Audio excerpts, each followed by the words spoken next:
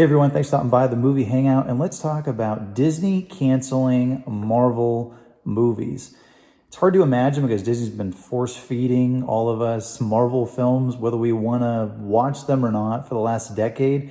It seems like they're churning out these movies like cheap ballpark franks, right? The more they make, the cheaper they are, and the worse they taste, I tell you. So I'm going to jump into what possibly the future is for Disney with the Marvel brand, as well as what the reinstated CEO Bob Iger, the man who pretty much laid the framework for Disney's destruction, is saying right now. Before I jump into what he's saying, if you go on over, hit subscribe, click notification bell, comment, and like this video. I want to hear what your opinion is on what I'm about to reveal from the Wizard of Destruction, Bob Iger. Okay, so I'm over here at Bounding into Comics, by the way. You know, I don't have any affiliation with the site, but I like a lot of their articles. If you want to read some great articles with a fresh perspective on entertainment, I would suggest going over there. They're pretty cool. Okay, so after abysmal box office performance by Ant-Man and the Wasp: Quantumania, Disney CEO Bob Iger signals cutting back Marvel franchise films. Gosh, Bob, do you think that's a good idea? You don't think you should do 100 Marvel movies a year? I mean, I remember when there was one like every 2 years, every 3 years. It was like right when you got done with one, you know, the anticipation and the excitement would build up, and then they would give you another one. Well, now it's like every other week you get a new one, to the point where it's just, it's like disposable pop culture product. You just, you know, take a bite of it and just toss it on the street. You know what I mean? It's not art in any way. The Walt Disney Company CEO Bob Iger signaled that the company plans on cutting back the Marvel franchise films in wake of the Ant-Man performing abysmally in the box office. I talked about that in past videos. It has done terrible. It said that Quantumania has only grossed $198.1 million domestically. I mean, that is horrible. And another $249 million internationally, for a global gross of less than $448 million. Now, most people will hear that and they'll go, wow, that sounds great. That's a lot of money. It is a lot of money. But Disney is spending hundreds of millions of dollars making these movies, and then they're spending the same amount of their budget in marketing. So if they spend, you know, $150, $200 million making the movie, they're going to spend another $150 to $200 million in the marketing.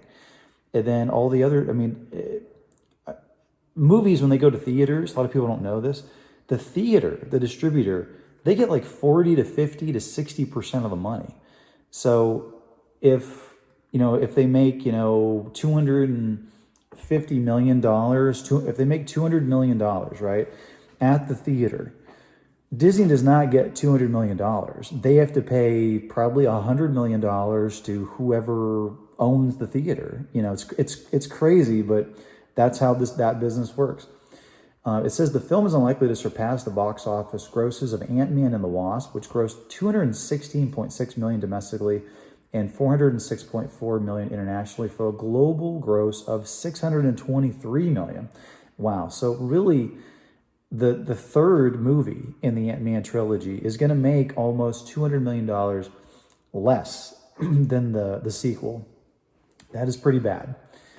The film might even struggle to surpass the unadjusted box office grosses for the first Ant-Man. That film grossed $180 million domestically and $338.6 million internationally, for the global gross of $518.8 million.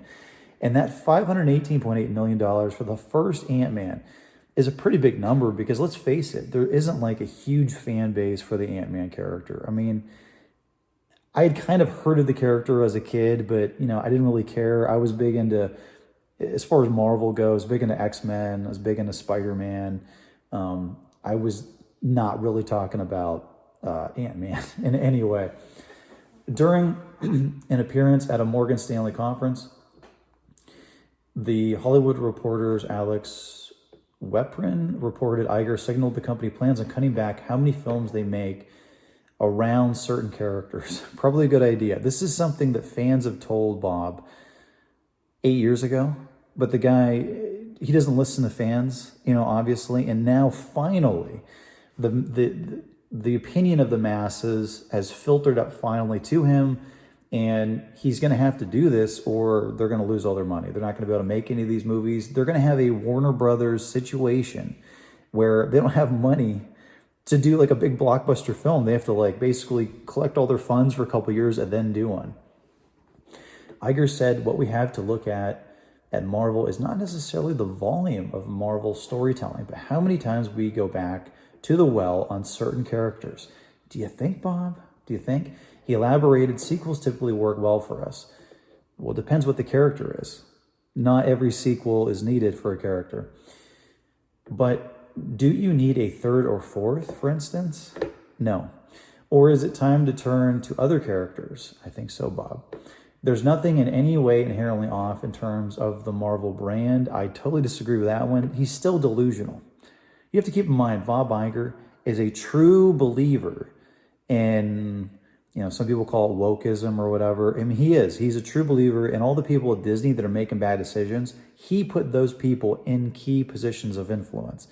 It wasn't Bob Chapek. Bob Chapek was just a placeholder. He's just a fall guy. It's going to say that there's nothing in any way inherently off in terms of the Marvel brand. I think we just have to look at what characters and stories we are mining. See, he looks at characters like he's digging for gold. He's digging for diamonds, right? He's digging for rare minerals. Like he doesn't look at it like art. He looks at it like this is a commodity I'm taking and I'm going to sell. That's why I think the quality of a lot of these movies are getting worse and worse. He added, now we're going to turn back to the Avengers franchise, but with a whole set of different Avengers as an example. He definitely has not learned anything. It's going to be cringe. I don't have any other term for it. It's going to be a cringe fest. Not only did Iger detail that there might not be as many Marvel franchise films in the works, but he indicated that the company at large has a quality problem. Yeah, I would say so. He said, there's so much consumer choice right now, and it comes back to what is differentiated. That's one thing, obviously, we have talked about. Is those brands, Star Wars, Marvel, Disney, and Pixar, for instance, but quality is also a differentiator. He wanted to say that I think HBO proved that well, in their Halcyon days when high quality programming was made a big difference and not volume. Yeah, I mean, think about it. The Sopranos, they have a lot of really great shows. And because the streaming platforms require so much volume, one has to question whether that's the right direction to go, or if you can be more curated, you use the words judicious a few times, but I guess more picky about what you're making and to concentrate on quality, not volume. And, look, these are just pictures of people that have run Disney into the ground. I mean, it's just sad. She-Hulk was a huge disaster. And what is this? This is Miss Marvel. I mean, it's not very good. I mean, the costumes look like they're cosplay.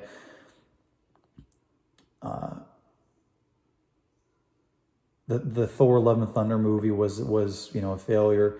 And here's the reason why Disney's not doing well. He's right. They need to focus on different characters. But the characters he's going to focus on are ones that nobody cares about. He'll do 5 movies with She-Hulk, as She-Hulk is right now, not how the comic book is. But he won't do, anything else with other characters that people really care about. I mean, it would be cool if there was like just a standalone Star-Lord series, maybe. That'd be kind of cool. Or maybe more stuff with Guardians of the Galaxy. That would be cool. A lot of people like those characters.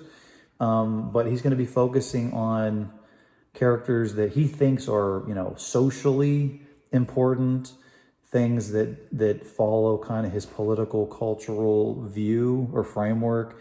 And people don't like that because it's not interesting. It's boring. And because it's repeated over and over again, and there's no diversity and stories really. I mean, the characters are different, but they act the same in all of these movies. People kind of get numb to it and they don't want to see it anymore. Will Bob Iger actually change? My theory is absolutely not. He's not going to change. Instead, he will blame all of us for not watching, all of us for not purchasing the toys for our family, for not purchasing the collectibles, and he will sneer at us for talking about characters from the past that were actually good, or independent content creators who are actually doing a better job. So my thinking is Disney's not going to be changing course in any way. It'll continue to spiral. Maybe it'll spiral a little slower downhill, but it'll continue to spiral nonetheless. You just wait and see. And give me your opinion. Do you think that Disney is they're just gonna have like a, come to God moment? They're gonna be like, we need to change. We're gonna go in a different direction. We're gonna go into the direction that worked. We're gonna stop doing this nonsense. We're gonna stop being so preachy to people. People don't watch us for morality tales. They want to be entertained. Do you think that they're going to change, or do you think that, they're going to do what I said? They're not going to change at all and downward spiral? Comment below, let me know. And as always, if you want to get future rants, reviews, original content, click subscribe. Later.